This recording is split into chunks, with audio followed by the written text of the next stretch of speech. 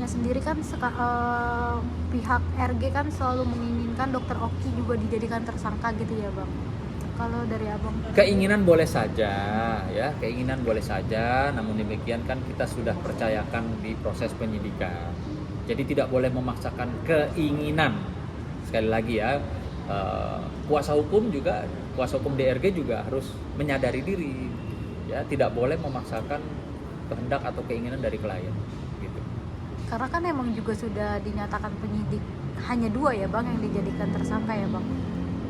Mungkin Bang Nahan bisa menjelaskan harusnya seperti apa sih gitu loh. Nggak boleh maksa-maksa. Jadi begini, orang. kalau di dalam hukum pidana, setiap alat bukti polisi pasti akan melihat siapa yang berpotensi untuk jadi tersangka. Ya. Faktanya, klien kita Dokter Oki sampai saat ini kan masih baik-baik saja, baru 2 tersangka. Dan ingat, ada yang namanya undang-undang advokat, ada undang-undang kepolisian. Kita ini harus saling menghormati. Advokat menasihati kliennya, polisi memproses setiap kasus yang dilaporkan.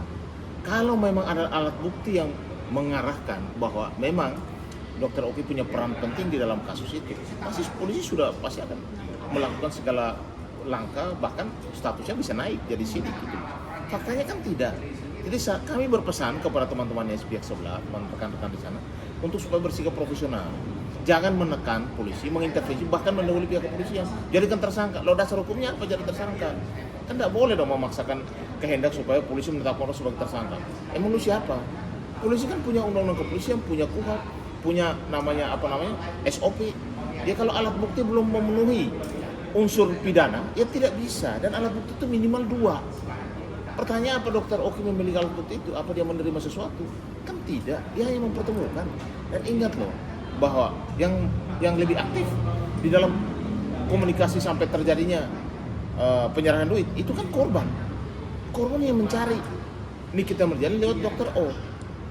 Makanya saya bilang, kalau kasus ini masuk ke dalam proses hukum, ya pokok perkara, kalau memang timnya ini kita tidak mengambil langkah profit, kalau disiapkan saksi yang menguntungkan, ini kita berjalan, disiapkan ahli yang mumpuni dengan petunjuk alat bukti yang bisa meyakinkan majelis hakim, saya yakin kita berjalan bisa bebas.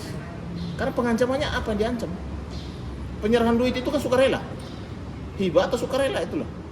Mana ada pemaksaannya? Kan tidak ada. Makanya di sini biarkan aja berproses.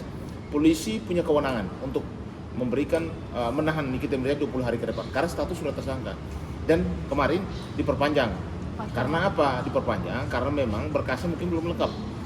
P19 ada petunjuk. Kalau memang sudah tahap 2 dan penyerahan yang namanya pelaku tersangka dan barang bukti ke kejaksaan, polisi sudah tidak ada kewenangan di situ. Biar jaksa yang mengatur soal proses persidangan ke depan. Dan semua itu pasti punya kewenangan untuk menahan, baik kepolisian, kejaksaan maupun pengadilan. Proses seperti itu. Jadi biar kita bersikap profesional, janganlah bawa-bawa nama Dokter Oki dalam urusan ini. Kalau toh nanti polisi melihat bahwa ada potensi dan ada alat bukti yang mendukung, ya silakan. Kita juga pasti siap untuk mengambil suatu langkah upaya hukum untuk supaya klien kita jangan sampai ada tersangkut dengan persoalan ini. Berarti bisa ditegaskan belum tersangka. Saya mau ya, menyampaikan ya kepada kuasa hukumnya DRG, ya, jangan Anda membuat atau membangun opini publik seolah-olah ya klien saya ini adalah seorang sindikat, yang dimana sama-sama kita ketahui tidak ada putusan hukum kapanpun atau dimanapun yang menyatakan klien kami, ya Dokter Oki ini adalah seorang sindikat. Jadi hati-hati dalam berbicara menyampaikan kepada publik bahwa seolah-olah ini sindikat, ini begitu. Hati-hati. Ketika nanti tidak bisa dibuktikan di pengadilan bahwa memang klien kami itu adalah bukan seorang sindikat, maka pasti kami akan melakukan upaya hukum. Ya, pengacara tidak kebal hukum loh. Jadi saya minta Anda profesional, ya, jangan berlebih-lebihan, jangan memaksakan kehendak, jangan menjadikan peristiwa ini untuk memaksakan atau memuaskan keinginan klien. Ya, saya ingatkan nih. Saya pikir tadinya beliau lebih senior dari saya, nggak perlu saya ingatkan. Nah, itu satu. Kedua, perlu Anda sebagai penasihat hukum menasehati kliennya DRG bahwa apa yang dilakukan atau diduga dilakukan oleh DRG atau siapapun itu dari pihak mereka yang dimana merekam secara diam-diam tanpa izin, tanpa hak, yang dimana tidak terkecuali pihak kepolisian, pihak kejaksaan maupun KPK. Anda ini sudah melanggar pidana. Undang-Undang ITE pasal 31 ya, yang dimana ancaman hukumannya ada 10 tahun penjara dan denda 800 juta. Tolong ya, hati-hati.